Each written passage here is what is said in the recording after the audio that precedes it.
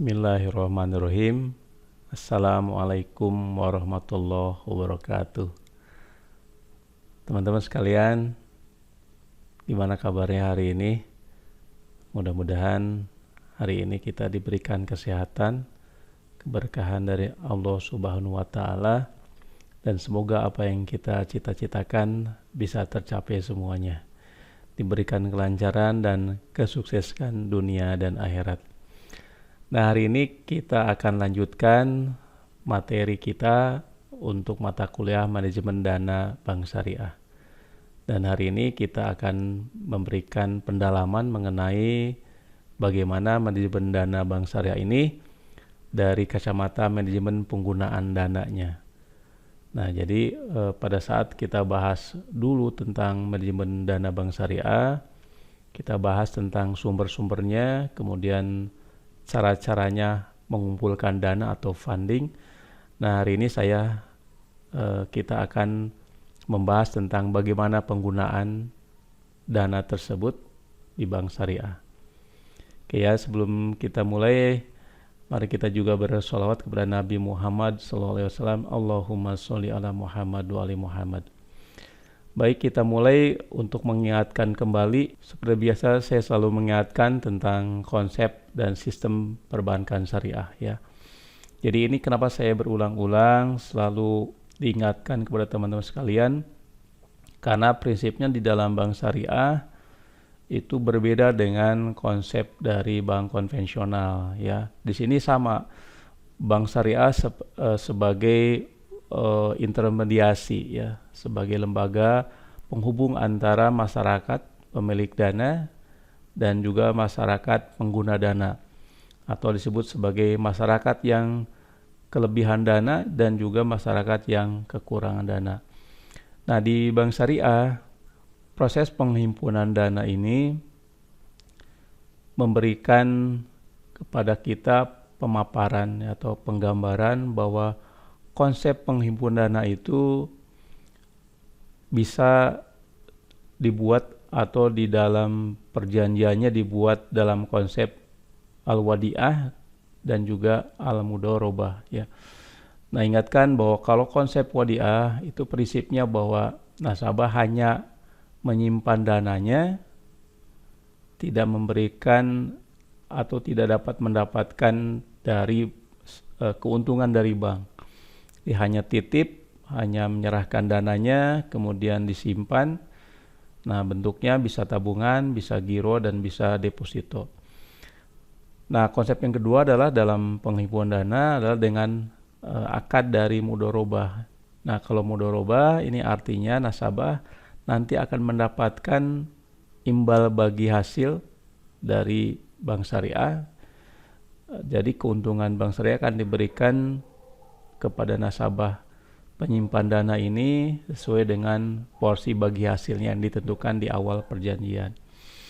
Ini ya, jadi konsepnya seperti itu. Nah, kalau di bank konvensional kan konsepnya tidak ada, simpanan saja, dan simpan itu berbasis dengan bunga.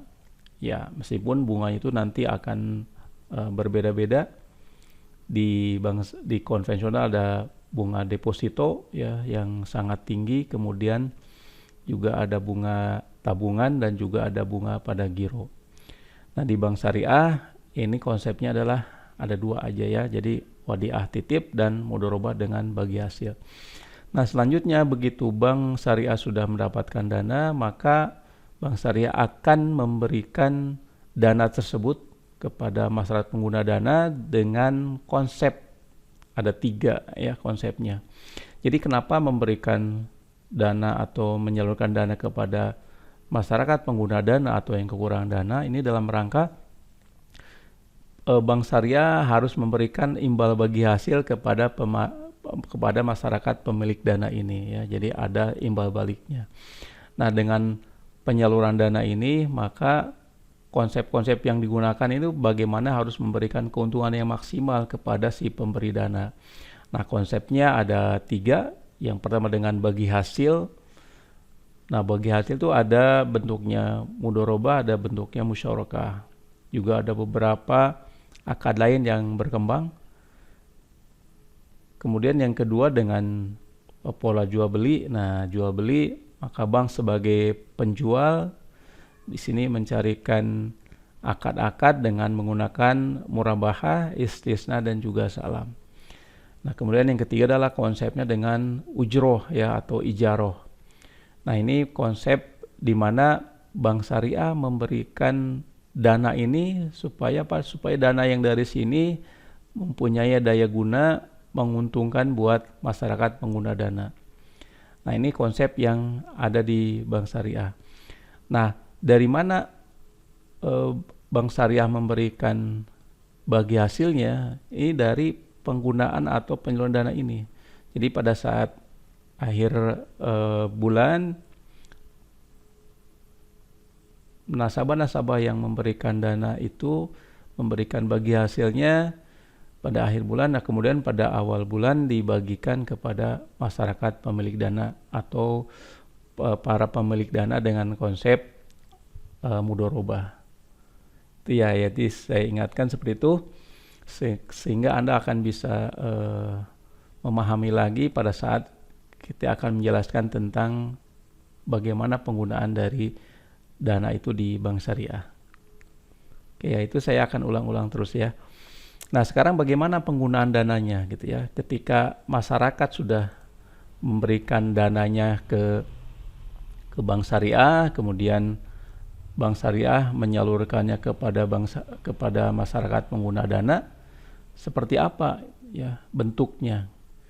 Nah, yang harus dipahami pertama kali adalah bahwa setelah DPK itu dikumpulkan oleh bank syariah, maka bank syariah harus memberikan atau harus menyalurkan dana itu kepada masyarakat dalam bentuk pembiayaan, dan tentunya bank syariah itu harus memberikan kepada nasabah-nasabah pembiayaan yang bagus, yang qualified dengan cara-cara di analisis pembiayaan ya. Nah, dikumpulkan kemudian disalurkan. Nah, bank juga harus mempersiapkan strateginya ya. Karena dana-dana yang dihimpun itu juga tidak semua diberikan kepada bagian dari pembiayaan ya, bukan hanya semua kepada pembiayaan. Nah, ini dengan alokasi ini maka bank syariah punya tujuan menyalurkannya. Yang pertama adalah untuk mencapai tingkat profitabilitas yang tinggi, yang cukup bagus, tetapi dengan tingkat risiko rendah. Ya, artinya bank syariah harus memberikan imbal bagi yang besar kepada pemilik dana tersebut. Nah, kemudian yang kedua adalah mempertahankan kepercayaan masyarakat dengan menjaga agar posisi likuiditas tetap aman. Nah, poin yang kedua ini adalah tujuannya adalah ketika nasabah pemilik dana itu mengambil dana, maka dana itu ada gitu ya. Nah, pemilik dana itu ada sehingga masyarakat diberikan suatu kepercayaan kepada bank itu. Oh, dana saya aman ya. Kemudian deposito saya bisa dicairkan sesuai dengan jadwalnya. Kemudian pada saat mengambil dana-dana yang ada di tabungan, kapan saja bisa diambil gitu ya. Nah, ini tujuannya itu ya, bagaimana penggunaan dana bank syariah itu punya tujuan duanya pada saat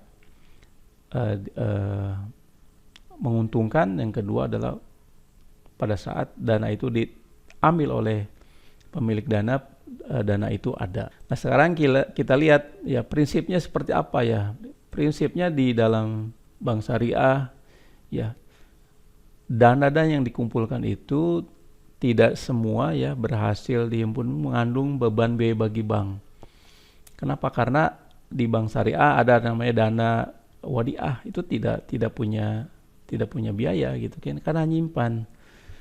Ya, beda lagi kalau memang dana itu dalam bentuk mudorobah. Nah, bank punya beban untuk memberikan bagi hasilnya kepada pemilik dana ini.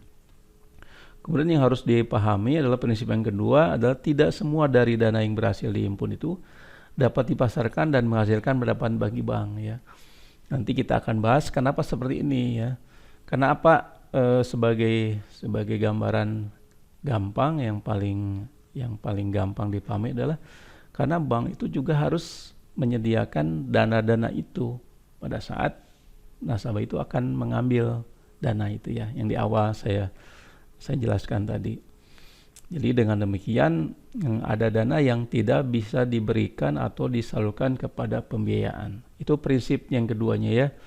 Nah sekarang bagaimana melihat bahwa penggunaan dana bank syariah itu ya. Nah kita bisa lihat dari sifat dari sisi aktiva dan pasifanya ya. Nah penggunaan dana ini ada yang sifatnya non-earning asset ya. Jadi dana yang tidak menghasilkan keuntungan atau yang disebut tidak produktif ya. Kalau yang disebut dengan unloanable fund gitu ya. Nah, alokasi dana ini dia tidak menghasilkan pendapatan bagi bank ya. Kenapa? Karena ditempatkan bukan kepada sektor pembiayaan.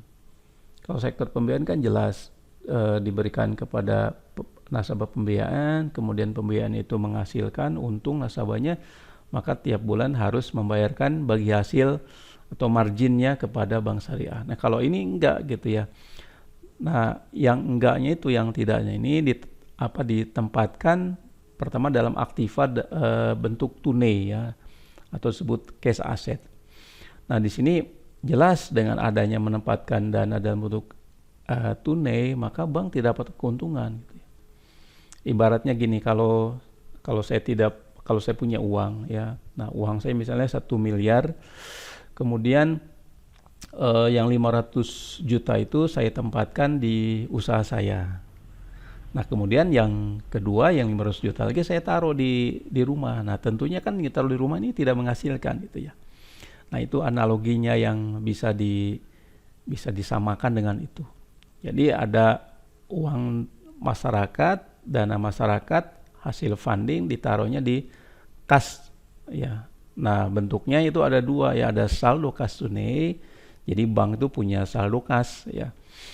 Nah tentunya di bank cabang besar sama cabang kecil, juga di cabang pembantu saldo kasnya berbeda-beda itu. Ada yang namanya sebagai pagu kas. Nah pagu kas itu dibagi sesuai dengan dana yang ada dimiliki oleh cabang tersebut.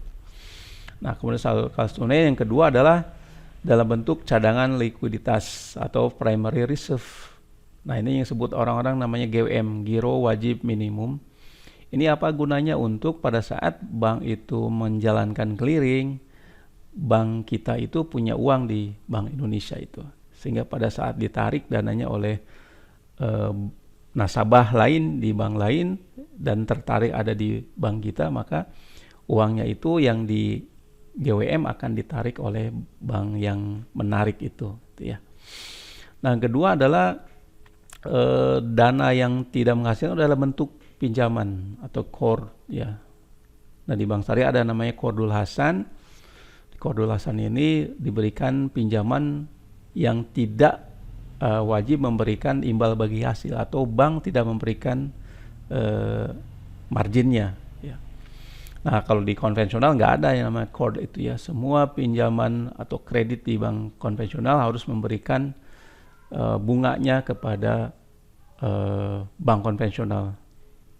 Even itu kreditnya untuk kredit karyawan sendiri gitu, harus ada bunganya gitu ya.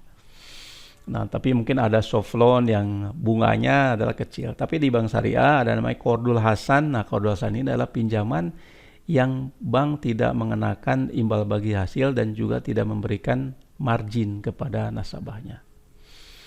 Nah kemudian apalagi yang tidak memberikan hasil dalam pengertian non-earning asset itu, kalau bank itu kemudian menggunakan dana itu untuk pengadaan aktiva tetap ya dan inventaris. Nah tentunya ini kenapa bisa terjadi, karena bank itu harus mempunyai gedung ya, meskipun bentuknya bisa sewa, tapi paling tidak ada beberapa memang harus dibeli ya, seperti ya komputer, kemudian inventaris kantor dan lain-lain. Kemudian persediaan barang yang habis sekali pakai ya, ada barang cetakan ya, atau mesin-mesin yang digunakan dalam proses pekerjaan itu ya. Nah ini sehingga dana-dana masyarakat itu ibaratnya dipakai untuk operasional dari bank syariah, sehingga tidak memberikan keuntungan dan penghasilan kepada bank syariah. Itu ya, kita dapat dipahami bahwa saya ulang ini, bahwa tidak semua dana di bank syariah hasil funding, hasil penghimpunan dan dalam bentuk dana giro, dana tabungan, dan dana deposito, karena dana itu dipakai untuk kas bank, kemudian untuk dana reserve dalam bentuk GWM, dan juga untuk aktiva lainnya untuk pembelian barang-barang ya, bisa barang-barang aktiva tetap dan juga barang-barang modal yang sekali habis pakai. Itu ya. Nah, yang kedua adalah earning assetnya ya. Jadi penempatan penggunaan dana bank yang menghasilkan keuntungan buat perbankan. Nah, tentunya penghasilan ini menjadikan bank syariah menjadi bank yang dipercaya oleh nasabahnya gitu ya. Jadi kalau bahasa kasarnya itu, wah asik tuh naruh bank di bank syariah itu, karena apa? Karena returnnya bagus, katakanlah depositonya returnnya bagus. Artinya bank syariah dapat mengolah dana dari nasabahnya, penempatan itu menghasilkan keuntungan. Itu yang namanya earning asset. Nah, bentuknya apa earning asset itu? Yang pertama adalah bentuknya dari secondary reserve. Nah, ini bentuknya bisa dalam penempatan pada Bank Indonesia ya. Kalau di konvensional ada namanya SBI ya, Sertifikat Bank Indonesia ya. Kalau di Bank Syariah ada nama Sertifikat Bank Indonesia Syariah ya. Kemudian ada giro di bank lain, nah tentunya giro-giro di Bank Syariah ya, karena harus sesuai gitu ya bentuknya. Kemudian ada penempatan dana di bank lain dan juga surat berharga yang dimilikinya. Nah, ini tentunya dengan adanya penempatan yang produktif ini, bank syariah mendapatkan keuntungan ya. Tapi kalau dilihat keuntungannya memang tidak sebanyak kalau diberikan dalam bentuk pembiayaan ya. Karena penempatan di Bank Indonesia ya dalam bentuk Bank Indonesia Syariah itu kecil ya imbal bagi hasilnya gitu. Apalagi ditempatkan di bagian giro. Nah, di mana lagi penempatan bank syariah atau penggunaan dana bank syariah yang menguntungkan? Yang kedua dalam bentuk pembiayaan tentunya. Nah, ini yang paling banyak mendapatkan keuntungan besar. Jadi bank-bank syariah yang sifatnya konservatif akan memberikan dananya, menyalurkan dananya kepada sektor pembiayaan. Nah, kita tahu bahwa pembiayaan itu nanti prinsipnya dengan ada 3 ya kemarin tadi awal kita bilang ada prinsip bagi hasil ya, dengan mudharabah dan musyarakah ya. Kemudian yang kedua dengan prinsip jual beli ya atau al-bai. Nah, bentuknya bisa dengan murabahah, bisa dengan bentuknya salam ya, istisna juga, dan kemudian ada pembiayaan berdasarkan prinsip sewa atau ijaroh. Ada bentuk fee ya bank syariah. Nah, kemudian surat-surat berharga lainnya ya, misalnya bank syariah memberi surat berharga dalam bentuk sukuk ya, sukuk ini bentuknya deposito syariah atau surat-surat hutang negara yang berbasis syariah juga menguntungkan di sini gitu ya. Sehingga bank syariah mempunyai untung besar dan memberikan imbal bagi hasil yang besar kepada nasabah pengguna pemilik dana ya. Kemudian ada lagi yang namanya pendapatan yang masih akan diterima. Ini juga pos-pos yang menghasilkan buat bank syariah. Kemudian ada biaya dibayar di muka. Ini juga memberikan hasil kepada bank syariah, atau tagihan dan kewajiban akseptasi lainnya ya, atau investasi dalam bentuk lainnya. Nah, ini pos-pos yang memberikan earning aset kepada bank syariah ya. Nah, kemudian dari segi lain kita bisa lihat dari sisi dari sisi prioritas penggunaannya ya. Kalau tadi kan dari sisi aktiva dan pasifanya. Nah, kalau sini lihat dari sisi prioritas penggunaannya atau use of fund by priority. Nah, ini yang yang harus dipahami pada saat prioritas pertama itu penggunaan dana untuk primary reserve ya. Nah ini untuk memenuhi kewajiban keperluan penyediaan likuiditas wajib minimum untuk keperluan operasi bank sehari-hari. Nah ini yang tidak menghasilkan yang tadi kita jelas ini ya. Nah kemudian digunakan untuk menyelesaikan clearing antar bank ya. Nah ini juga tidak menghasilkan ya. Tidak menghasilkan untuk bank syariah. Kedua, prioritas keduanya penggunaan dana untuk secondary reserve ya. Kemudian prioritas yang ketiga adalah penggunaan dana untuk loan ya atau pembiayaan di sini. Nah, yang keempat penggunaan dana untuk investasi ya.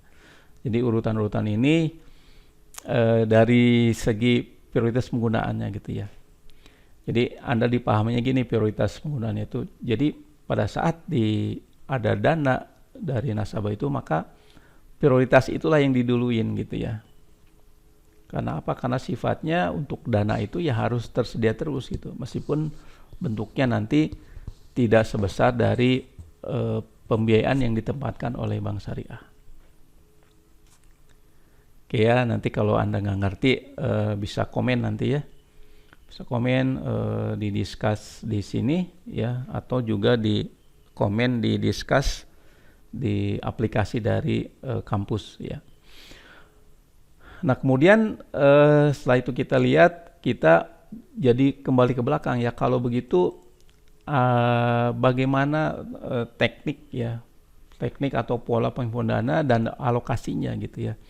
Nah kalau penggunaan dana ini kan sehubungan dengan sumber-sumber dananya ada dua metode ya. Pertama adalah dengan pool of fund approach, jadi penggunaan metode penggunaan dana ini bentuknya bahwa dana-dana yang terkumpul baik dengan akad wadiah atau mudharabah atau musyarakah dan mudharabah muqayyadah itu di pool dulu semuanya. Nanti di pool dulu semua itu dalam pengertian dicampur dananya ya. Nah ini biasanya metode digunakan di kantor pusat, ini di pool dulu semuanya, baru kemudian dana-dana itu kemudian penggunaannya dibagi-bagi ya. Nah ada yang di primary reserve, ini di sini yang tadi kita jelaskan, kemudian ada di secondary reserve ya, kemudian ada di core, ada di pinjaman ya, kemudian di pinjaman bagi hasil mudharabah, ada pinjaman bagi hasil musyarakah ya, kemudian ada yang bentuknya perjanjian jual beli ya, bentuk murabahah, salam dan istisna, dan juga ada bentuk dari ijaroh, pemberian ijaroh atau sewa ya. Kemudian ada sebagian lagi untuk dipakai sebagai aset tetap ya. Nah adapun di mudharabah muqayyadah ini nggak boleh di full of fund, dia harus terpisah. Kenapa? Karena di mudharabah muqayyadah ini nasabah menentukan dari term and conditionnya ya.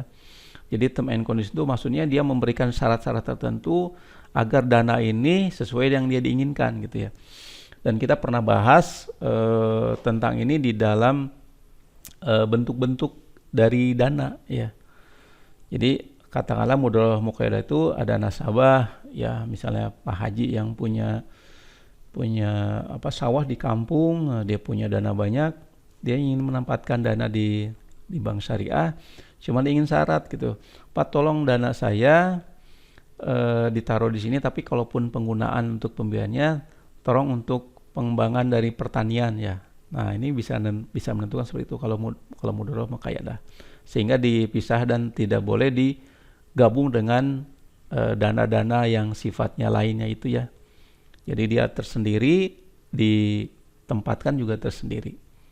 Itulah kekhususan dari bank syariah ya. Kalau di konvensional nggak ada yang namanya mudharabah muqayyadah ini. Ini adanya hanya di bank syariah. Jadi kalau ada orang yang punya idealis ya, yang punya sesuatu mimpi dengan dananya dan kemudian dia ingin tempatkan dana itu di bank syariah, dia bisa berbuat itu gitu ya.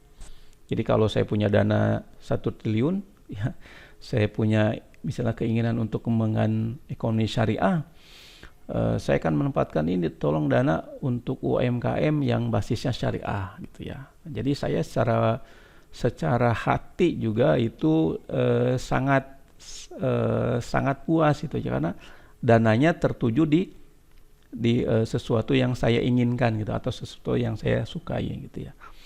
Tapi kalau di tempatan di deposito dan lainnya tidak seperti ini ya. Nah, yang kedua selain full of fund approach adalah yang kedua dengan pola asset location approach. Nah, maksudnya adalah gini. Jadi sumber dana di Wadiah itu bisa ditempatkan di primary reserve ya, kemudian di secondary reserve, kemudian ditempatkan di ijaroh atau istisna gitu ya. Nah, ini tentunya harus disesuaikan dengan tingkat risiko juga dengan dana-dana waktunya ya. Misalnya untuk deposito yang setahun sangat rentan untuk ditempatkan di pembiayaan yang berskala besar dan jangka panjang gitu ya. Makanya nggak pas nih misalnya mudorobah perjanjian sumber dana mudorobah katakanlah deposito ditempatkan untuk primary reserve ya, nggak cocok ya. Karena apa? Karena setiap saat bisa diambil di sini, tapi dananya ini katakanlah ditempatkan dalam waktu 6 bulan gitu ya. Nah, kalau Wadiah ini penempatan dana yang titipan bisa ditempatkan ya ijaroh ya, tempatkan di salam gitu ya. Nah, ini menjadi keunikan sendiri ya. Jadi Bank Syariah itu bisa menempatkan dananya berdasarkan melihat kepada sumber dananya sendiri. Nah, ini yang menurut saya sangat Islamik sekali di sini ya. Sehingga Bank Syariah akan memilah-milah dulu mana yang cocok dana yang didapat dari funding untuk di pembiayaan di mana gitu ya. Nah, jadi itu saja ya materi kita hari ini. Mudah-mudahan bermanfaat. Jadi yang harus dipahami ya sebagai kesimpulan adalah bahwa dana-dana di Bank Syariah pertama adalah tidak semua dana itu bisa menjadi dana yang menjadikan earning asset. Karena apa? Karena ada kewajiban dari GWM, dari Giro Wajib Minimum yang ditentukan oleh Bank Indonesia dan juga OJK. Di dana-dana itu harus mengendap di Bank Syariah sebagian dan juga ada ditempatkan di Bank Indonesia sebagai GWM.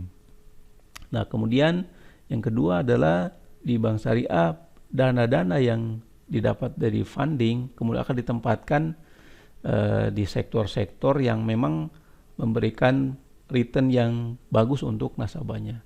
Karena fungsinya Bank Syariah ini sebagai investor ya, jadi menempatkan dana itu di sektor-sektor yang memang menguntungkan buat bank dan akhirnya akan memberikan nilai positif kepada pemilik-pemilik dana. Itu ya kesimpulannya. Mudah-mudahan bisa dipahami dengan baik. Barangkali nanti kalau memang ada yang kurang dipahami bisa komen, kemudian bisa ditanyakan di kolom komen dan juga bisa ditanyakan di aplikasi dari kampus ya. Itu saja, mudah-mudahan apa yang kita pelajari memberikan manfaat buat kita. Kemudian Allah berikan keberkahan atas ilmu yang kita dapat dan akhirnya kita bisa mengaplikasikan ilmu tersebut dalam hal yang baik dan dalam hal sesuatu yang diridhai Allah Subhanahu wa taala. Demikian, mohon maaf kalau ada kesalahan. Assalamualaikum warahmatullahi wabarakatuh.